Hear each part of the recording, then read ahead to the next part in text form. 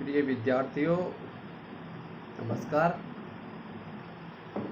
मैं के.आर. मीना से आचार्य राजनीति विज्ञान राजकीय महाविद्यालय दौसा,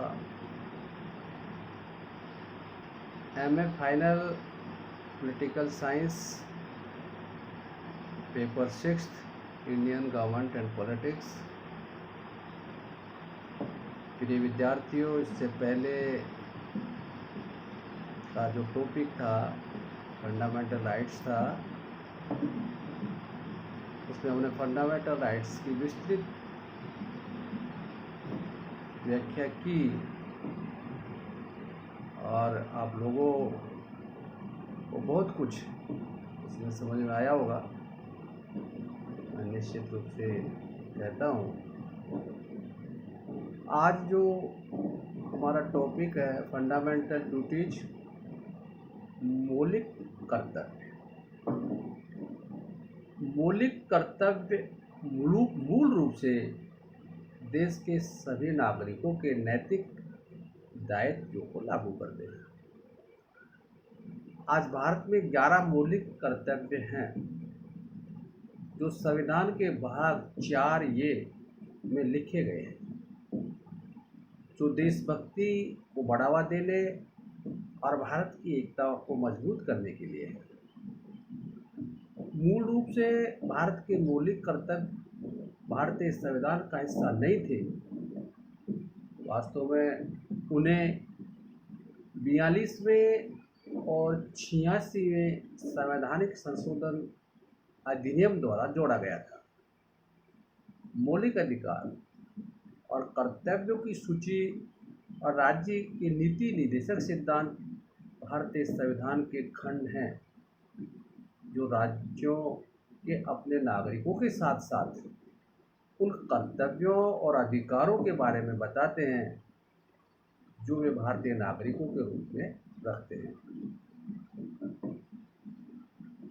जैसे सभी नागरिकों को समान अधिकार हैं, उनके पास अन्य अधिकारों को बनाए रखने के लिए भी समान मौलिक कर्तव्य भी हैं।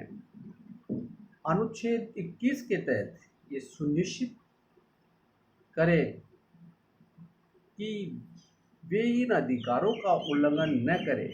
एक व्यक्ति अपने संबंधित मौलिक कर्तव्यों का पालन किए बिना कानून के तहत सभी विशेषाधिकारों और स्वतंत्रता का आनंद लेने की उम्मीद नहीं कर सकता है। स्वर्ण सिंह समिति की सिफारिश पर मौलिक कर्तव्यों को 1976 में जोड़ा गया था, जिसे इंदिरा गांधी द्वारा राष्ट्रीय आपातकाल की घोषणा के बाद संविधान का अध्ययन और संशोधन करने के लिए गठित किया गया था। यह समिति भारत के लंबे समय तक केंद्रीय कैबिनेट मंत्री सरदार स्वर्ण सिंह की अध्यक्षता में गठित की थी। उनकी सिफारिशों के आधार पर सरकार ने 42वें संवैधानिक संशोधन के माध्यम से प्रस्तावना सहित संविधान में कई बदलाव को शामिल किया, जिसमें भारतीय संविधान के मौलिक कर्तव्य शामिल थे। हालांकि 2002 में 86वें संवैधानिक संशोधन द्वारा भारतीय संविधान के अनुच्छेद 51A भाग 4A के तहत मूल 10 कर्तव्यों को बढ़ाकर 11 कर दिया गया था। मूल कर्तव्य यूएसएसआर संघ के संविधान से लिए गए हैं। मौलिक कर्तव्य का अध्ययन करने से पहले 1950 में लागू किए भारतीय संविधान में नागरिकों को केवल मौलिक अधिकारों का ही उल्लेख किया गया था, मौलिक कर्तव्यों का नहीं। भारतीय संविधान के पुनरीक्षण के लिए गठित जो स्वर्ण सिंह समिति बनाई थी, मैंने भी कहा था कि प्रतिवेदन के आधार पर 1976 में 42वें संवैधानिक संशोधन के तहत भाग 4 क तथा अनुच्छेद 51 क को जोड़कर मौलिक कर्तव्यों को शामिल किया गया था। भारतीय संविधान में नागरिकों को निम्न मौलिक कर्तव्य प्राप्त हैं। पहला है संविधान का पालन तथा उसके आदर्शों, संस्थाओं और राष्ट्रीय प्रतीकों का सम्मान करें। अर्थात प्रत्येक नागरिक का एक कर्तव्य होगा कि वह संविधान का पालन करे और उसके आदर्शों, संस्थाओं, राष्ट्रध्वज, राष्ट्रगान का आदर करे। दूसरा कर्तव्य है राष्ट्रीय आंदोलन के प्रेरक आदर्शों का पालन। भारतीय नागरिक स्वतंत्रता के लिए हमारे राष्ट्रीय आंदोलन को प्रेरित करने वाले उच्च आदर्शों को हृदय में संजोए रखें और उनका पालन करें। इसके बाद तीसरा मौलिक कर्तव्य है भारत की संप्रभुता, एकता और अखंडता की रक्षा। अर्थात ये भारतीय नागरिकों का सर्वोच्च कर्तव्य माना गया है। देश की एकता और अखंडता की रक्षा करना प्रत्येक नागरिक का कर्तव्य माना गया है। अगला कर्तव्य है देश की रक्षा एवं राष्ट्र सेवा। प्रत्येक भारतीय नागरिक का ये कर्तव्य है कि वो देश सेवा की रक्षा करे और बुलाए जाने पर राष्ट्र की सेवा करे। अगला मौलिक कर्तव्य है भारत के लोगों में समरसता और भ्रातृत्व की भावना का विकास, जो धर्म, भाषा तथा प्रदेश या वर्ग पर आधारित सभी भेदभाव से परे हो और ऐसी प्रथाओं का त्याग करे जो स्त्रियों के सम्मान के विरुद्ध हो। इसके बाद अगला मौलिक कर्तव्य आता है कि हमारी मिश्रित संस्कृति की गौरवशाली परंपरा के महत्व को समझना और उनका परीक्षण करना भी नागरिकों का मौलिक कर्तव्य माना गया है। इसके बाद अगला मौलिक कर्तव्य है कि प्राकृतिक पर्यावरण की रक्षा और सभी प्राणियों के प्रति दया का भाव। भारत में ये भी एक मौलिक कर्तव्य है कि प्रत्येक नागरिक वन, झील, नदी और वन्य जीव सहित पर्यावरण की रक्षा करे एवं उन्नति करना तथा प्राणी मात्र के प्रति दया भाव रखना, ये भी भारतीय नागरिकों का एक मौलिक कर्तव्य है। अगला मौलिक कर्तव्य है वैज्ञानिक दृष्टिकोण, मानववाद और ज्ञानार्जन का विकास। प्रत्येक नागरिक वैज्ञानिक दृष्टिकोण, मानव की सेवा करे, ह्यूमनिज्म और ज्ञानार्जन का अधिक से अधिक विकास करे।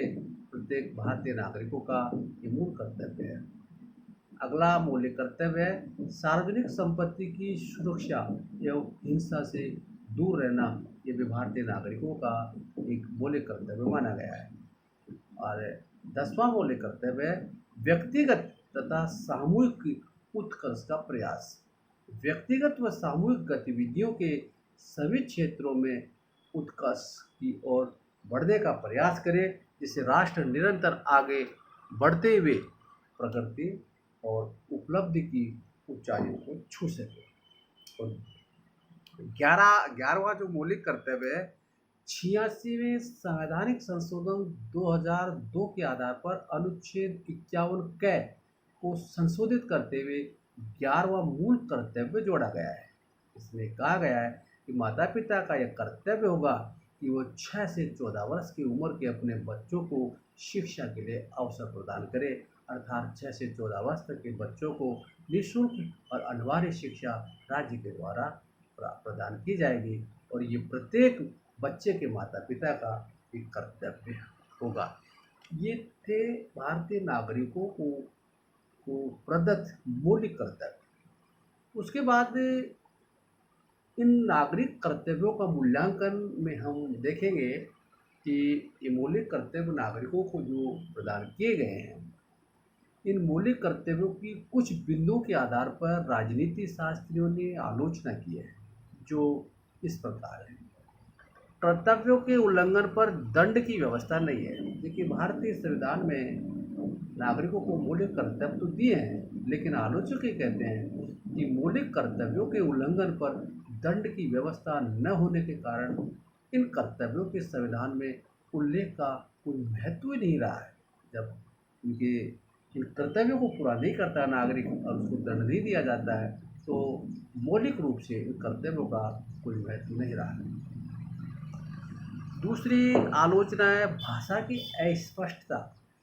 जैसे वैज्ञानिक दृष्टिकोण, मानववाद, सुधार की भावना का विकास और सभी क्षेत्रों में उत्कृष्टता के प्रयास आदि ऐसी बातें हैं जिनकी व्याख्या व्यक्ति अपने अपने दृष्टिकोण के अनुसार मनमाने रूप से कर सकता है, जो गलत है। अर्थात मौलिक कर्तव्य है, उनकी भाषा स्पष्ट और सरल नहीं है, अस्पष्ट भाषा है, और उसमें कुछ एक मौलिक कर्तव्य ऐसे हैं जिनका हर नागरिक अपने अपने दृष्टिकोण के अनुसार अर्थ निकालते हैं, जो बिल्कुल गलत है।